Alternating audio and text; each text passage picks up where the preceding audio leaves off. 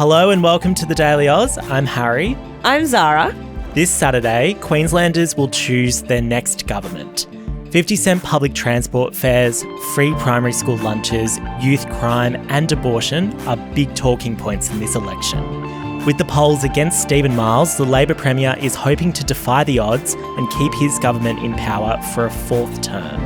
I interviewed the Premier ahead of Saturday's election, and you'll hear that chat in today's deep dive.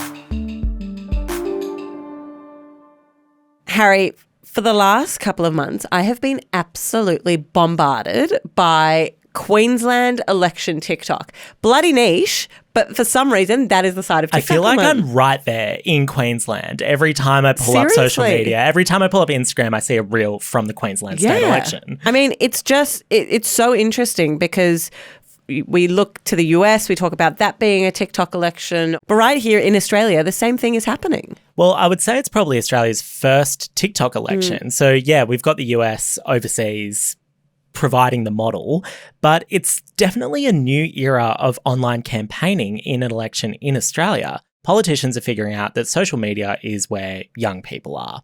Groundbreaking. Did the Daily Aus set the trend? Maybe.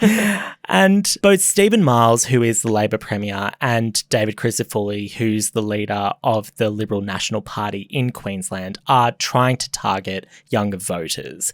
And so Miles has turned around heaps of vertical videos. He's no stranger to a bench press. And so he's posted videos of himself at the gym. He's done some reaction reels to comments made by the opposition. And he's also got a regular food prep segment on his TikTok. We're going to make our lunchbox chat for today and we're going to talk about housing.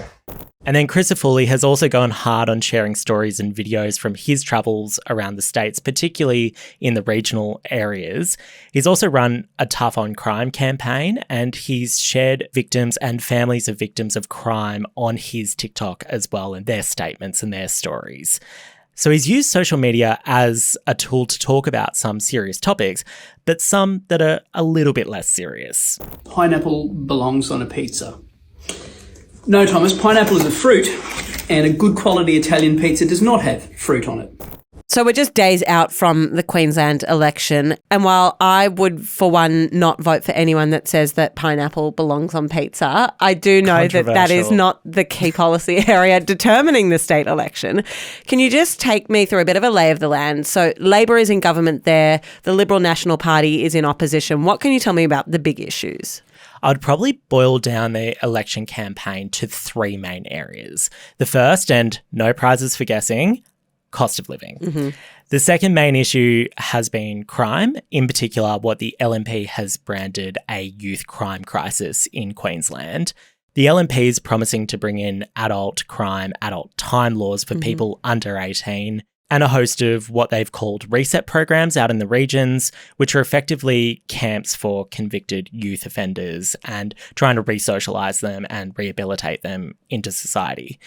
David Crisafulli's also staked his job on tackling crime. He's promised to step down ahead of the next election if crime rates don't come down in the state. And the third issue, and this has been a late and somewhat unexpected development in the election, abortion rights have been a focal point of both campaigns. Queensland decriminalised abortion in 2018, but a rural MP, Robbie Katter, who's part of the minor party Katter's Australia. And is the son of Bob Katter, who many of our listeners would be familiar with. Yes. He's promised to introduce a law rolling back abortion protections in the state. But it gave Premier Steven Miles an issue to wedge the LNP on, and he's asked the leader, David Crisafulli, many times to confirm whether he'll protect abortion rights. Crisafulli has said that he has no plans to change the abortion laws in the state as it stands. And so I wanted to ask Steven Miles about these three key issues and what he plans to do if he's re-elected. He's currently busy on the campaign trail, and we got a small window to talk with him while he was in a car travelling in Mackay. And so here's a bit of that chat.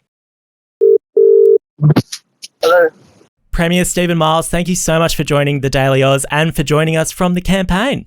G'day, thanks for having me and hi to all your listeners. So TDA has a younger audience. Many of our listeners are juggling things like work and study.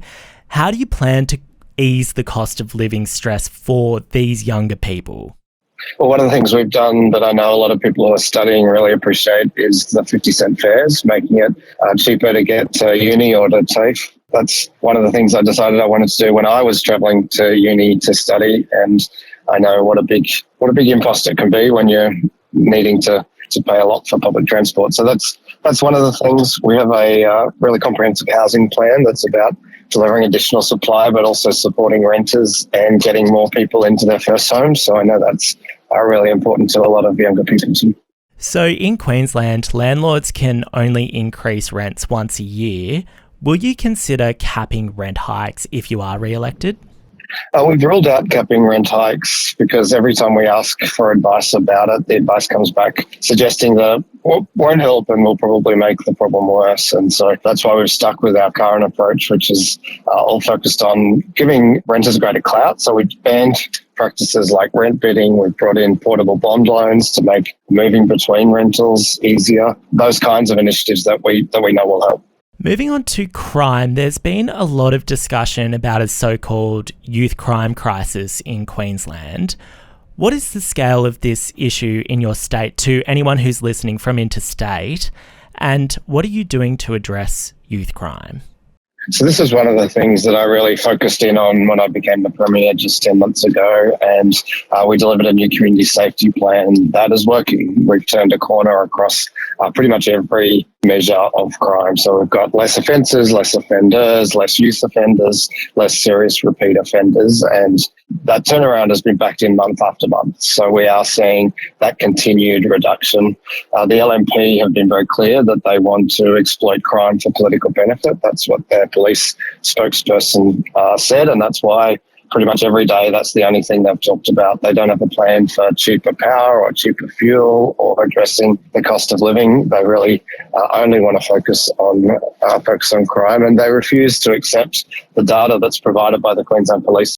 You're absolutely right. Your opponent, David Crisafulli from the LNP, has been going really hard on an anti-crime message and his promises. Do you think there's a bit of fear-mongering going on? Well, his policies are just really poorly thought through. Like, he says that his four-word slogan will be in place by Christmas. We know that it will see an increase in the number of young people detained by about 50%. He has no plan to deliver the additional beds in the detention system. He can't answer simple questions about where he would accommodate the additional detainees, and it really goes to how poorly thought through his plan is. The fact is that all crime is very complex, and addressing it requires a comprehensive plan, not just a slogan. The Northern Territory's lowered its age of criminal responsibility back down to 10. Victoria's backtracked on its plans to lift the age of responsibility to 14, and the age of criminal responsibility is still 10 in Queensland. Do you plan to change that?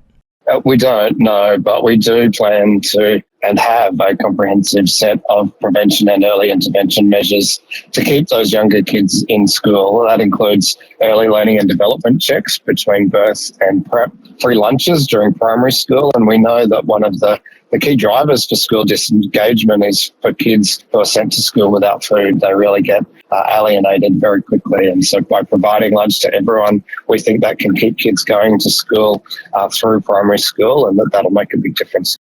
Robbie Katter, who is a rural MP for anyone who's unfamiliar, he wants to introduce legislation to outlaw abortion in Queensland. How worried are you about that? I'm very worried. I was the health minister who passed those laws decriminalising abortion in Queensland. It's really important for women who should have the right to choose what happens with their bodies, but it's also important for our healthcare workers. Their work, taking care of Queenslanders, shouldn't be a criminal offence. We know that many members of the LNP, in fact, almost all of them, voted against that change, and many of their members think that abortion should still be a crime, including David Crisafulli, who voted against it himself. He's got a candidate in Amanda Stoker who thinks that abortion should be illegal, even in the case of rape. So they have very extreme views. And I know sometimes you can be lulled into thinking that we only ever see progress on these issues, but we know from the United States that you can go backwards. You know, women in the US had abortion rights for more than half a century, and they were taken away with the stroke of a pen. And it's important that we defend those rights. The LNP leader David Crisafulli has repeatedly said that he doesn't plan to change abortion laws in Queensland. Are you scaring people by saying that reproductive rights are under threat in an LNP government? Well, these are just weasel words from him. He says they're not in his plan. He won't say he opposes them. He won't say he'd vote against them. He won't say he'll make his MPs vote against them. He won't give Queensland women a straight answer. And the fact is, in an election campaign, you can't anticipate every issue that will come up in the next 4 years, every law that will be put before the House. But what you can do is outline to Queenslanders what you believe. And by saying it's not part of his plan, he's really carefully trying to avoid telling Queenslanders what he believes. And we have to assume that's because he still believes that women shouldn't have a right to choose, because that's the only point of proof we have. That's how he's voted in the past. You're probably on social media more than any other politician in Australia. How has that helped you connect with young people? I've been blown away by how many young people have just stopped me in the street and said that I'm the first politician they've felt is listening to them and talking to them. And it's really important that everyone feels like they have a voice in government. I have a view that politicians should meet people where they are. In the case of younger Queenslanders, many of them are getting their news from podcasts like yours, as well as from TikTok and Instagram and places like that. And so I think it's really important that politicians communicate with people there. That's what I've tried to do. I've tried to do it as earnestly as I can. And I guess it's also a platform where I think I can show a bit more of myself than maybe when it's filtered through News Limited newspapers or the TV news. This Saturday, Queensland will ultimately give their verdict on your leadership, but I'm interested in a verdict that's a little bit closer to home for you. Mm-hmm. What do your kids think of your TikToks? I don't think they mind them. Certainly Bridie loves being in them. She's been in a lot of them. I think sometimes they think I come across as maybe a bit too daggy for them, but I guess that's just who I am, hey? Well, if my dad was leaning into TikTok trends, I'd definitely have a few thoughts. So ultimately, Queenslanders are going to have their say this Saturday. Labor's been in power for all but 3 of the past 35 years in Queensland. Why shouldn't they vote for change? Change isn't always better. And David Crisafulli is campaigning for change, but it's not change that's better. I have really changed our government over these last 10 months. I've put my stamp on it. And I think I've shown Queenslanders what kind of Premier I would be if I was elected in my own right. But that's what I'm campaigning for, a mandate to do those things. Things like bring back GP bulk billing. I remember when I was a kid, we had access to a fantastic medical centre that was always bulk billed. And that was in the early days of Medicare. I think it's a real shame that bulk billing has gone backwards as far as it has, and I want to see that rebuilt with 50 new GP bulk billing clinics right across the state. And I want to see school lunches delivered in our schools. There's so much evidence that the return on investment from feeding kids doesn't just relieve the cost of living pressures for their families and make getting ready for school that much easier for their parents, but it makes kids better behaved and better learners, and the long-term benefits of that are pretty substantial. And it also gives us a chance to teach young people about nutrition, and there's a lot of evidence too that doing that can address obesity, childhood obesity, as well as mental health issues. Going back to sort of where I started, TDA does have a younger audience. What is the main thing that you want them to hear from you leading into Saturday?